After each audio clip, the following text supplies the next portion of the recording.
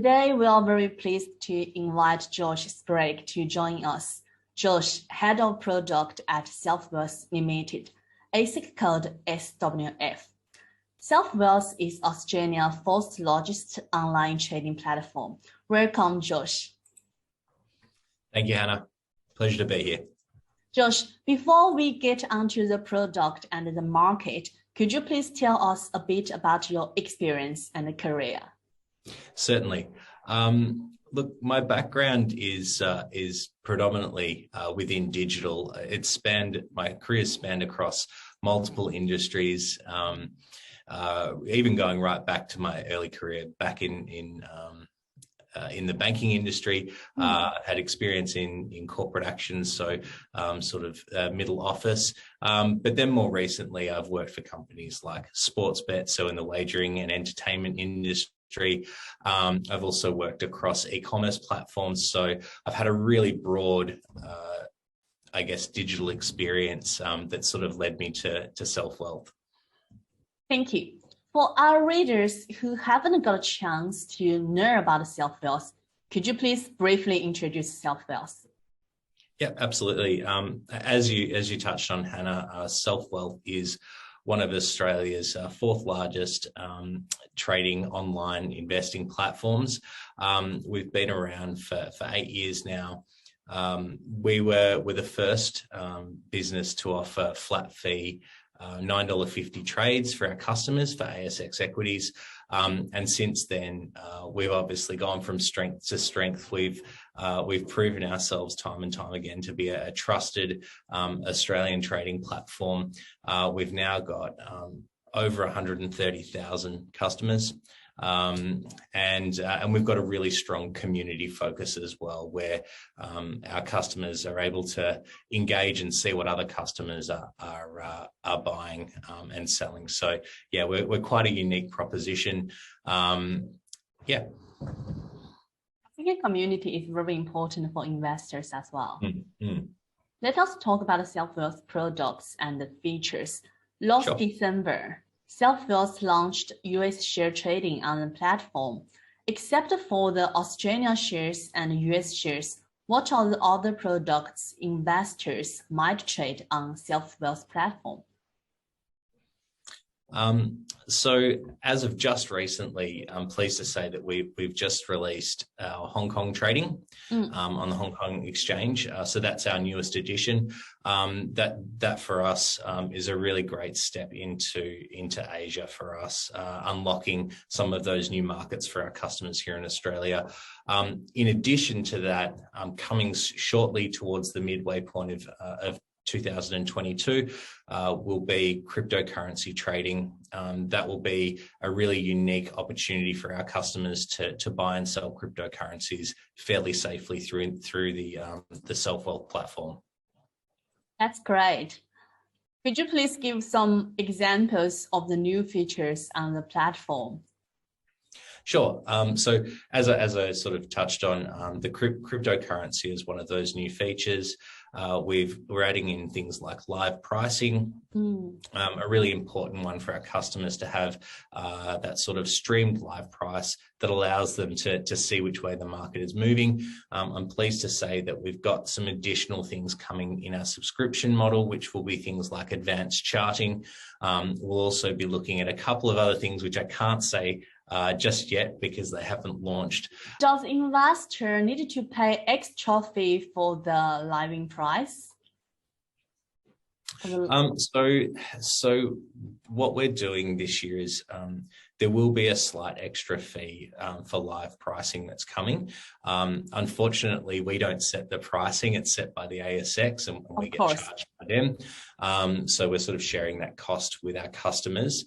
Otherwise, it could become unprofitable very, very quickly for us. But also, it's got to deliver value for our customers, and they need to be able to make the decision if they want to opt in for live pricing or not. Look, other features and functionality that we've gone live with as well in the last 12 months that I didn't touch on is we have minor accounts. Minor accounts is the ability to set up an account, a trading account in your child's name, and that really allows them to have access to the equities markets. obviously under the custody of their parent. So that's another one that's been a really great feature and function for us. Yeah. As you mentioned, SelfWealth charges flat fee line donor 50 cents per trade. Does that mean no matter how big the trade size is, SelfWealth only charges line donor 50? That's right. That I guess flat fee is flat fee. Unlike some of our competitors that like to charge a percentage-based fee, ours is capped. So it doesn't matter if you're trading $1,000 or if you're trading $1 million, the fee will always be $9.50. So that's one of our differentiators. Although we're not the cheapest in market anymore, we still believe that we're the best value at $9.50. Thank you. Let us talk about the competition. Sure. Except for the big four banks, there are many other trading platforms in Australia. Compared with Superhero, IG, CMC Market, what are the competitive advantages of SelfWealth? That is a really great question. There's a couple of competitive advantages that we have. The first one is that we are a HIN-based business, meaning that a customer has a HIN compared to some of the new entrants into the marketplace, such as Superhero, which are essentially a sub-custody model, as they call it, meaning that essentially the customer doesn't own their own shares in their own name. It's actually held in custody by that business. So that's one unique difference that we have. Another difference that we certainly have is sort of the breadth of the features. We have our community data that we are able to share with our customers. It's anonymized, but you're able to see how some of our best traders are performing on the platform, and you're able to follow their trades as well. So that is another advantage for us against our competitors. I guess for some of the smaller competitors and new entrants, for them as well, they are heavily skewed towards mobile. Not that there's anything wrong with that, but we have a really rich desktop computer-based experience where customers can access research reports and do a little bit more of that detailed analysis. So from that respect, we're probably better value than some of the top four banks that are charging a percentage-based fee and giving some of those services. But we've also got a richer experience than some of the newer entrants into the market. Thank you. SelfWealth also provides investors with exclusive research tools. Can you please tell us more about it? Yeah, absolutely. There's a really heavy emphasis from SelfWealth's perspective to make sure that our customers have the best information, the most timely information to help them make those informed buying and selling decisions. We have a data partner, which is Refinitiv. They're a global leader in data, and they essentially work with us to provide our customers with some fantastic stock reports as part of our premium subscription. There's a 14-page stock report that a customer can use, which talks about all of the fundamentals from a business perspective that will help customers make that choice. As I mentioned before, coming soon will be some more technical analysis tools, which is around that advanced charting, allowing customers to use that more advanced charting to do that technical analysis as well. Cool. From the perspective of data provision and investors' interaction, how do you evaluate the overall status of traditional Australian trading platforms such as CommonSec? There are comments that the emergence of new online trading platforms might bring challenges to the traditional Australian online trading sector. Do you agree with this view? I think it will, and I think it's a positive. We're part of those changes, I guess, as well. We're quite different and unique. We're not a bank, so we're not one of the incumbents, but also we're not one of the new kids on the block, so to speak. We're not new to the industry, so we're lucky. We've been here for 5 to 8 years now within the industry. We're experienced, we're trusted, we're a really stable platform. So I think that the innovation is a good thing. I think that it will only make the experience better from a customer's point of view. It will only help them access more assets more easily. So from that perspective, I think it is good. But I also think to a certain extent, some of the incumbents, like the top four banks, I would suspect that some of them may move out of the trading platform arena as it's becoming really competitive, and it's more of I guess they're competing more against fintechs that don't have the sort of the legacy technology debt and some of the overheads that they may carry. In your opinion, what areas might be challenged or even disrupted for the traditional trading platforms? Look, I think we're seeing it now with the asset classes. So there is definitely a push towards customers wanting to access cryptocurrency as part of their portfolio. Yeah. There is also you're starting to see a rise in what we call robo advice, which is automated advice that is based off machine learning or AI, that's doing a lot of the heavy lifting and thinking in the background. So there are some of those elements that I think are already starting to disrupt how customers think about their investment strategies. I think, as we like to say, that a lot of our investors still have a day job.